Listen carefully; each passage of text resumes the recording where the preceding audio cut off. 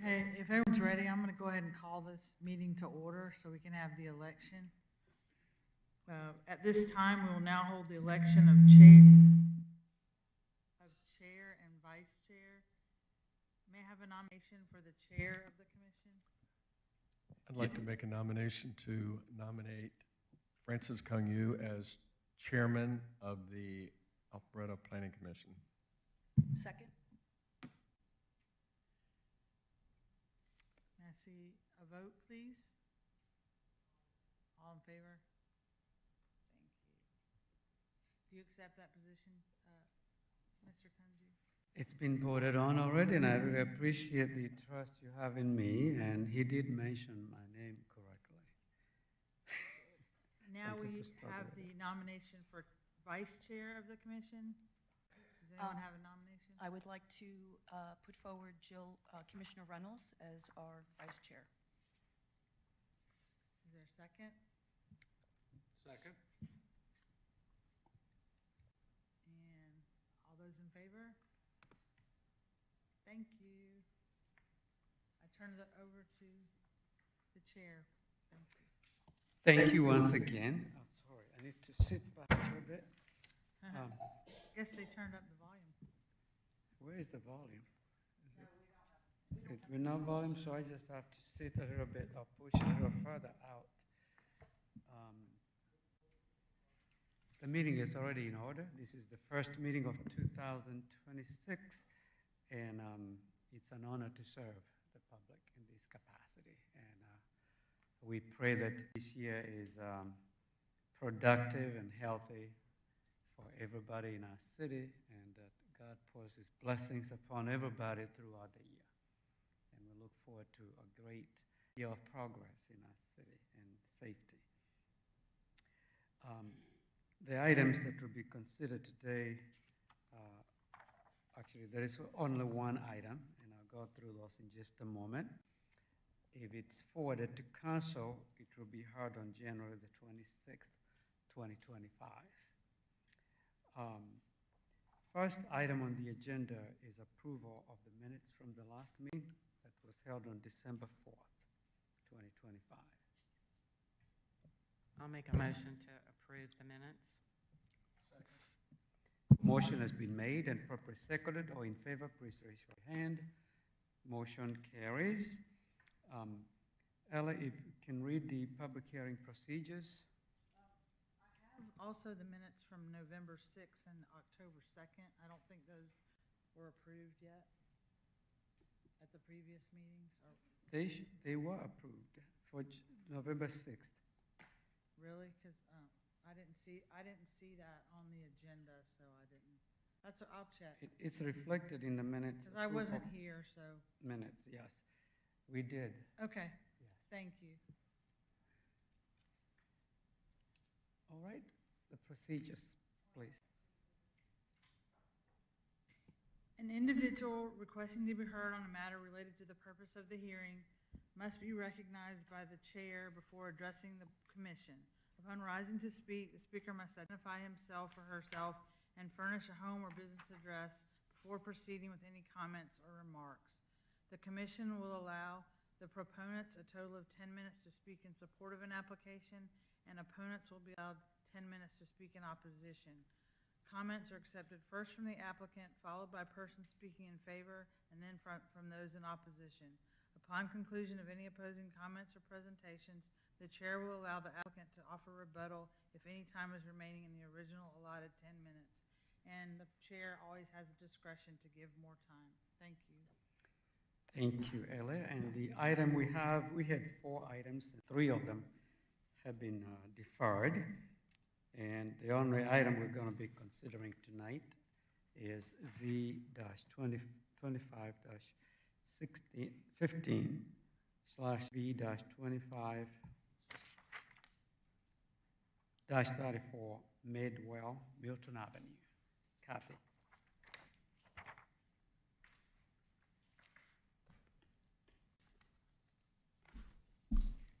Good evening and congratulations, Chairman and Vice Chairman. Welcome back, Commissioner Richard and Ellie. So it's good to see you back too. So it's a good night.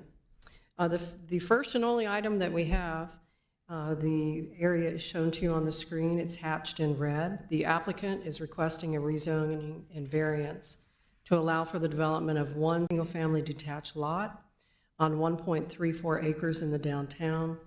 Rezoning is requested from special use to R15, and variances are requested to reduce the front building setback and reduce the stream buffer and impervious setback for a perennial stream. And just a reminder, this was actually heard by the Planning Commission in September. At that time, the applicant was requesting approval for 2 lots. Staff had recommended denial. That was something that also the Planning Commission had recommended denial.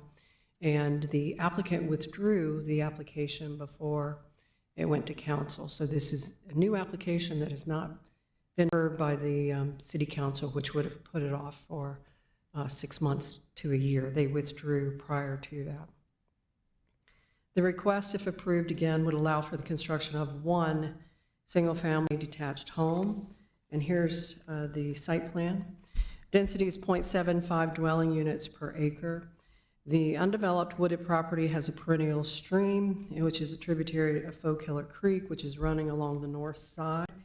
The city's required impervious buffer is 150 feet. You can see that here. So it's a variance from the 150-foot buffer in order to go to a 75-foot buffer. And you can see there's actually a house that they own, they're constructing next door. That same buffer requirement runs the entire length. Basically, the entire lot is within that 150-foot buffer.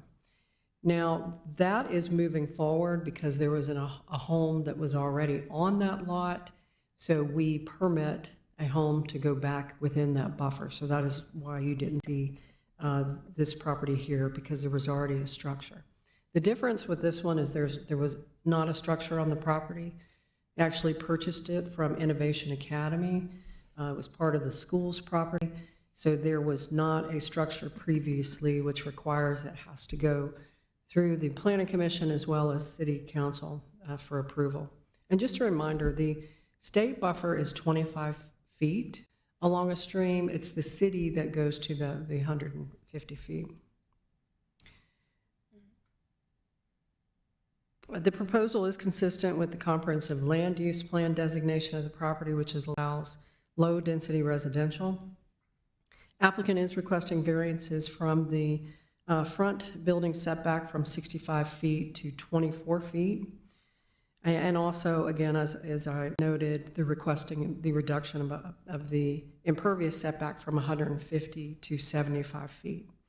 And looking at the front setback, of course, they're trying to move it away from the buffer, but within the downtown, this is within the downtown overlay, we have allowed reduced front setbacks. If you think about Academy Street east of Main, those are 12 to 15 feet. Academy Street, there's some new homes built on Academy Street that are allowed to have a 30-foot front setback. So we have allowed reduced setbacks within the downtown overlay. Stream buffer mitigation was submitted by the applicant in an effort to offset the impacts to the stream. And when we looked at the previous application, I'll show you that real quick, that had 2 lots. The impact to the stream buffer was a little over 22,000. The impact with the 1 lot, 1 home on the same property is about 17,000. They are proposing that they will 2 times the encroachment area. They'll have a replanted buffer enhancement area, and I'll show you what that looks like.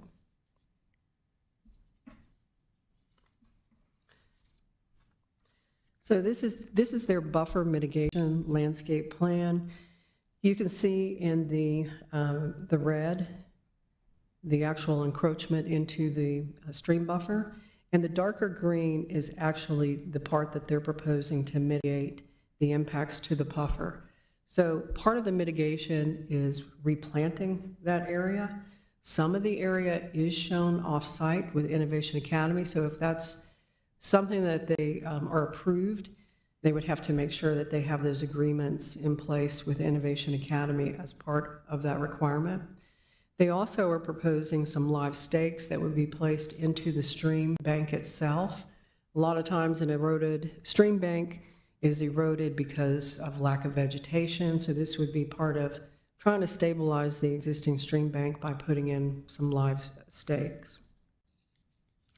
The city stormwater engineer believes that this request, then this encroachment has been minimized by the applicant and can be mitigated through a combination of additional runoff reduction, buffer enhancement, and alternative mitigation efforts, which will be determined during the land disturbance permit process. So we have recommended conditions, and those would be finalized as part of the land disturbance permitting process.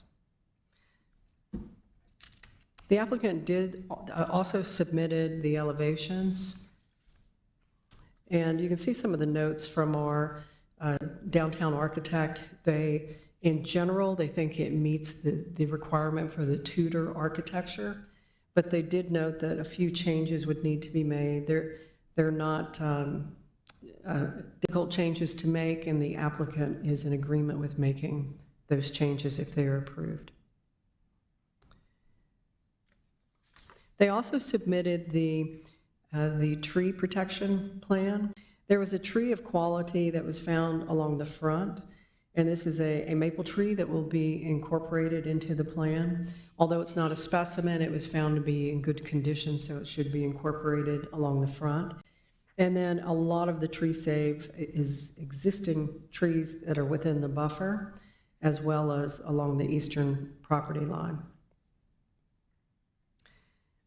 Of 6 specimen trees, which are shown on the tree protection plan, only 1 is to be depicted to be removed. And they have additional 18 trees of quality and smaller trees, which are depicted to be saved.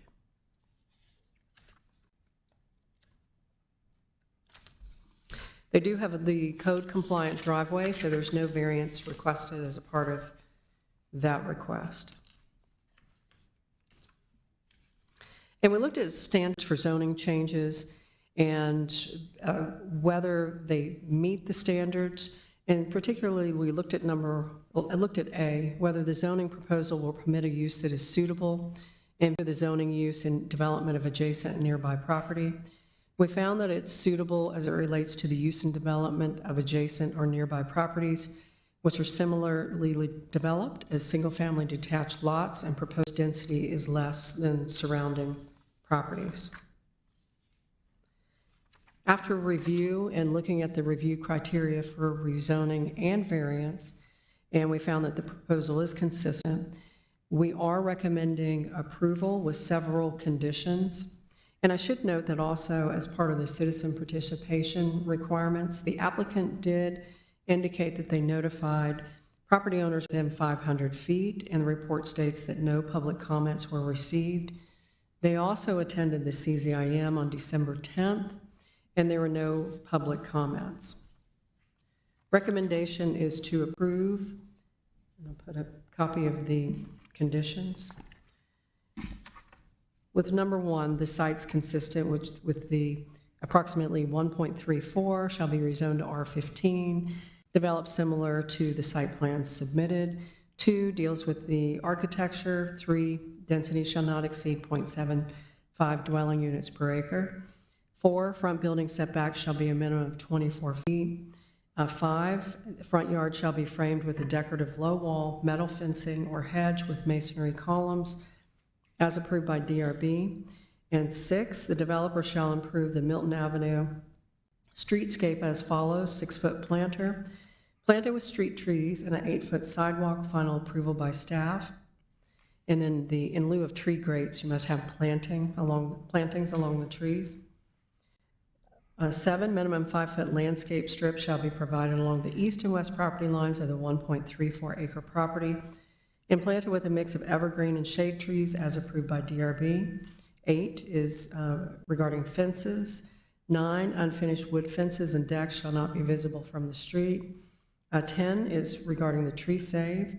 11, perennial stream buffer shall be at least 50 feet with an additional 25 feet of impervious setback, total of 75 feet.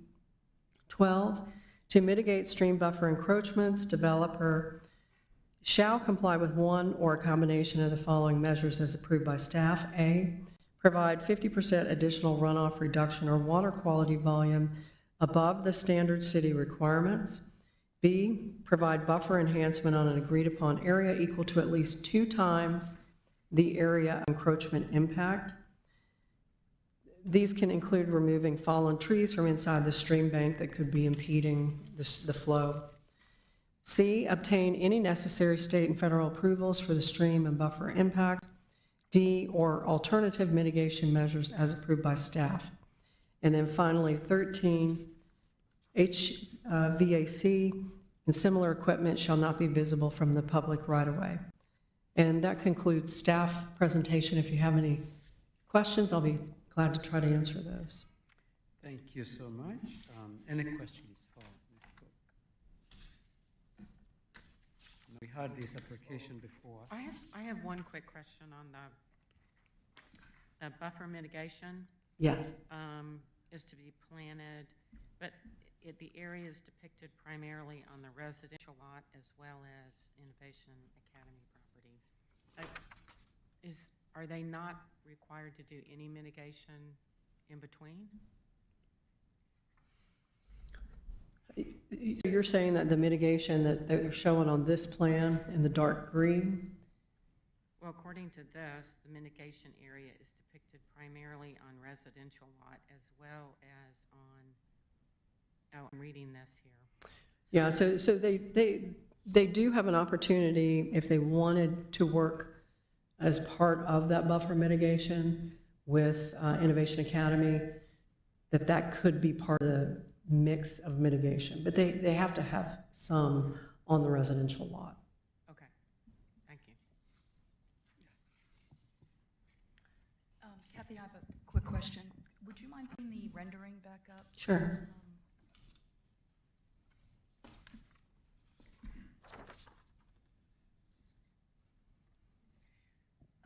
So, the way I understand it, the applicant has agreed to address the 4 different comments that are on here? Is that what I understood? That's our understanding, and of course, the applicant is here. And the comments basically match the curvature of the door.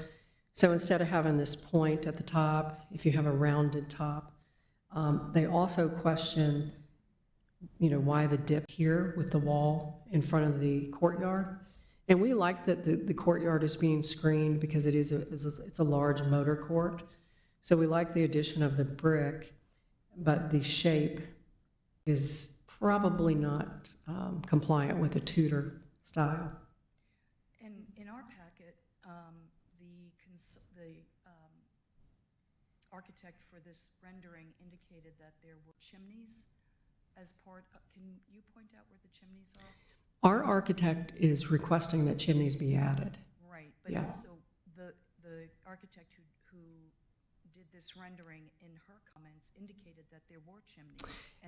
And we don't see those. So Okay. we will have to see those plainly from the front view as part of that approval. Great, and this Yeah. all goes before the DRB eventually anyway? Yes, If it moves forward? yes. Great, thank you.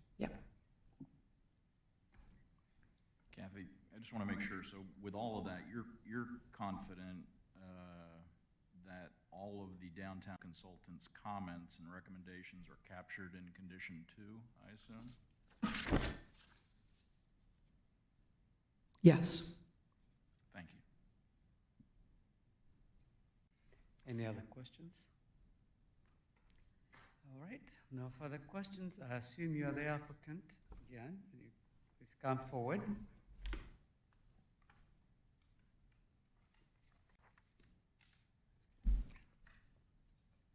Hi there, Tori Young with Madewell, 18 Cummings Street.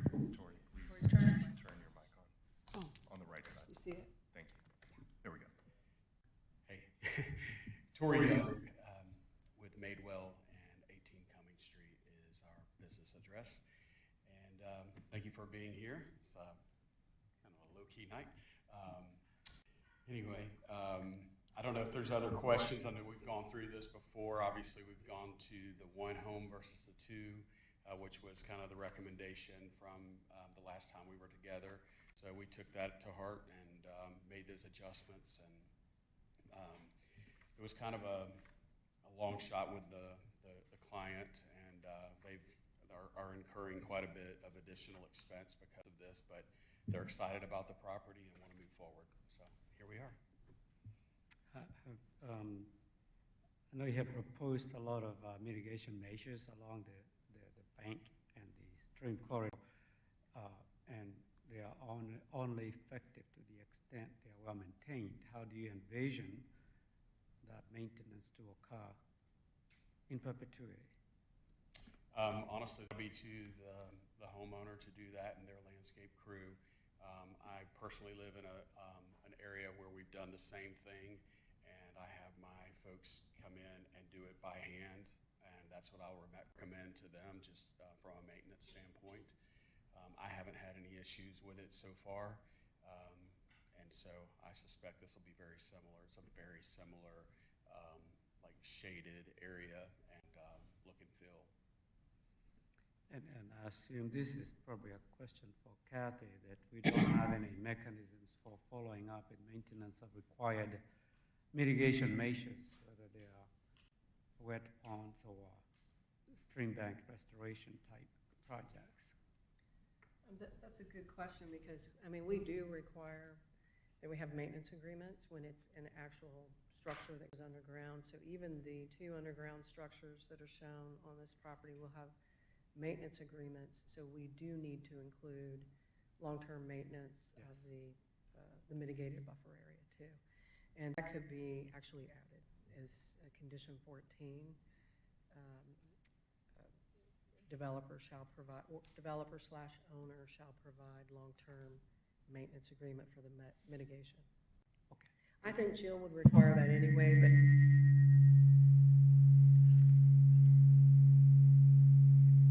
Volume is very high, that's why. turn that off. I think Jill would require it anyway, but it's always good to have. Yeah, the maintenance agreement is important, because I've seen these mitigation measures, they are installed, but over time, they deteriorate, plants die, these banks are eroded at full bank, or if the runoff increases, so having that, because the basis for the variance or granting a variance is that there's mitigation. If it's only for a short period of time, it beats the whole purpose. So that's why I was asking the question. Yeah, that's a good point. And it's been well answered. I was going to make an observation about the mitigation, and that is, I walked through Wills Park. The city did a mitigation near the community center, and they had landscape fences up, not silt, but landscape, you know, the red plastic with holes in it, so to speak, for about a year. And so I've watched that, you know, develop. So takes 6 months to build a house, 8 months or something like that, and then when the homeowner, if those fences are in place to keep, of course you're not going to have people walking around like you would in the park, but nonetheless, I mean, the city blocked that area off, and I'm 99% sure it was for a year. So the homeowner is going to have some kind of restricted access to that, so there's no walking around, or maybe even keeping animals out a little bit of the mitigation area to keep it growing. Can I add something to that? When we did it on my personal property, those items were all addressed at the very end. And that way, we left the homeowner in as pristine of a position as we possibly could. And I think that's what would make the most sense in this case as well, to do that prior to CO, but nearing CO, and that way it's fresh, it's completely done, and then we set them up for success that way. And can I add one thing as we're talking about that? I definitely feel like it needs to state that it's the owner, not the developer, because I will be removed from it. I mean, that would create trespassing if I'm the one maintaining. So it needs to be owner, not me. Or I think the requirement, I think Kathy can help with this, is the maintenance agreement. How is it addressed, the codation of the application of zoning? Yeah, we can make that part of the land disturbance permit process. All right. Just to follow up on the elevation question, so you're comfortable with supporting the recommendations from the downtown Yes, ma'am. architect? Okay, thank you. I just want to make sure that I understood you, is when the sale or transfer of title happens, It's you're no our- longer responsible. It will happen prior to construction, the transfer part. Okay, good. And by the way, thank you for coming back on that. Appreciate it. And while Kathy's having chat here, the little divot in the wall, my guess is for whatever room or hallway that's going across in the back is so those people or whoever walks by can actually see the road and trees. That was the concept. Yeah. I understand the concept. Right here. Yeah, the notch. I would Just a assume viewpoint whatever is from the behind windows there, above. be it a bedroom or whatever, is so they're not, when you're looking out your bedroom window, you're not looking at the back of the wall totally. Well, you may, I'm not an architect, but yeah, but what he may prefer is that all of it be laid, lower to lower. be straight, instead of a dip. That may be more accurate, Interesting. but, Yeah, the dip looks ugly. yeah. It's creative, but Even it doesn't meet when the it's historic green dye. guidelines. Yeah. Okay. Any other?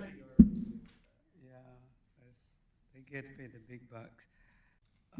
Any other questions? All right, no further questions at this time. We have one person in the audience. Would you like to make a comment for or against? Don't mind because I don't understand. We definitely don't mind. I'm Janice Toledo and 2104 Windrush Lane, Alpharetta. Yes, ma'am. I'm questioning the creek, and the reason why is because across from the orchards where I live, there was a large lot, and there was a variance requested to put 2 houses there. It was refused, and eventually one house was built there. During the time that the council was hearing it, about the variance, an engineer spoke and said, we have a stream there and we are worried about flooding, and that was why it was denied. However, after the first house was built, about a year or so later, I'm walking in the neighborhood and I'm talking to some gentleman who tells me he had high water in his yard, and I think somebody had a little water in their garage, but the city came and had to mitigate it in some kind of way, whether they dug the ditch more or whatever. Anyway, I'm questioning this because I'm on the board of the Alpharetta Historical Society, and we love the log cabin, and there's a park there. If there is water, too much water, it wouldn't flood the log cabin, but the park would be, and I don't know how that would be mitigated. I'm from Louisiana, and I worry about high water. So I just question this and hope that it works, but I'm just speaking my mind to you today. We really appreciate you coming. You're very eloquent, and thank you for your concern, and thank you for your service. And the city has looked at the application, and when it came before us before, we recommended denial, and the applicant withdrew it and came back with a different application. And it's a requirement that you cannot increase the rate of flow of storm water downstream of where you're building. As you already know, there is what we call the lot disturbance permit process, or Well, as LDP. I said, I'm concerned about this, Yes, and I'm not an engineer, but I came because I wanted to see everything, but I must tell you, I'm not an engineer, my husband was. But anyway, thank you very much for letting me speak, but I do worry about, you know, if we do have the torrential rain, and where I lived, one time we had the 100-year flood 2 years in a row.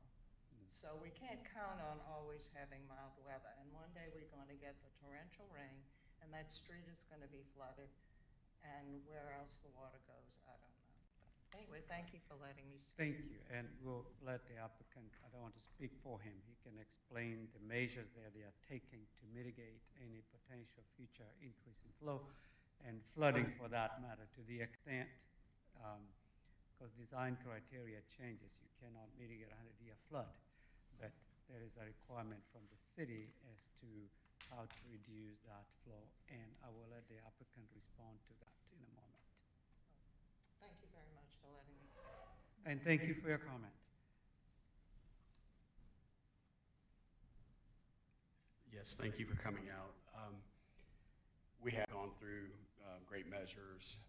We're using a very similar approach to what we were considering for the 2 homes with the 1. We are doing 2 times the amount of runoff, and I'm not a scientist and I'm not an engineer, but I understand enough to know that we are putting forth the effort to make sure that we're above and beyond what's required by the city. The good news related to the log cabin, I'm pretty sure that's upstream from this project. So from the standpoint of the cabin, I grew up in the area, so I'm very familiar with the cabin and have been in and around it many times. And so I think it's a valuable piece to the city, and on board with that. But I feel confident that we've made the adjustments we need to make. All right, I have a question for you, Kathy, just on the same topic, with respect to the 50% additional runoff reduction. When they go through the LDP process, are they required to do any type of hydrology study, whether it's a model or just calculation-based? Yes, they will have to have the hydrology study, all of that before we issue the land disturbance permit. So they will have to know which mitigation route they're taking, and our stormwater engineer would have to approve that, as well as looking at the preliminary draft long-term maintenance agreement. And they have to reduce it further by 50%. Yes. From what There's a So there is- condition, there's also the condition with the 50% reduction. there is a factor of safety there, and I'm asking this for the benefit of. Right. And that's in Public. addition to our existing requirements. Correct. So these are above and beyond requirements. Thank you. Thank you. Any further questions? All right. We've heard from the staff, from the applicant, from our guest tonight. I'm going to turn this over to the board for a motion and or further discussion.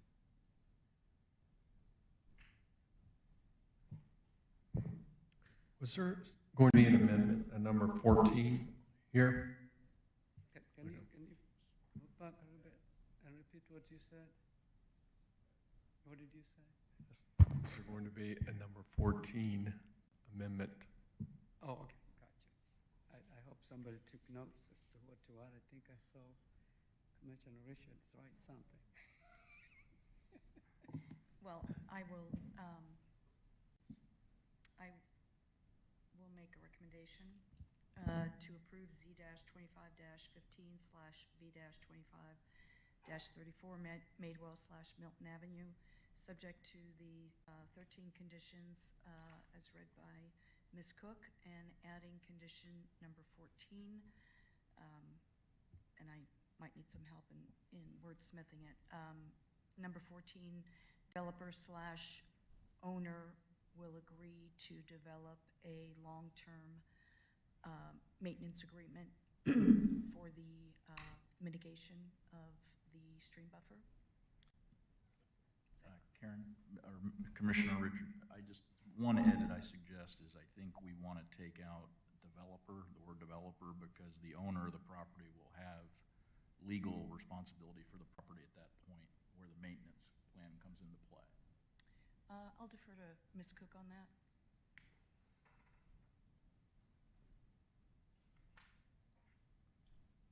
I think it's best to include both and just put developer/owner. That way we have a clear understanding from the beginning, and then it will turn over to the owner. But in the beginning, until they actually close on it, it's the developer's property, so developer/owner. Okay. I agree. The burden that is put on the developer currently, but it's going to be transferred to the owner to make sure he does that. Okay. Yes. I'll second that motion. The motion has been made and properly seconded. Any further discussion? Hearing none, all in favor?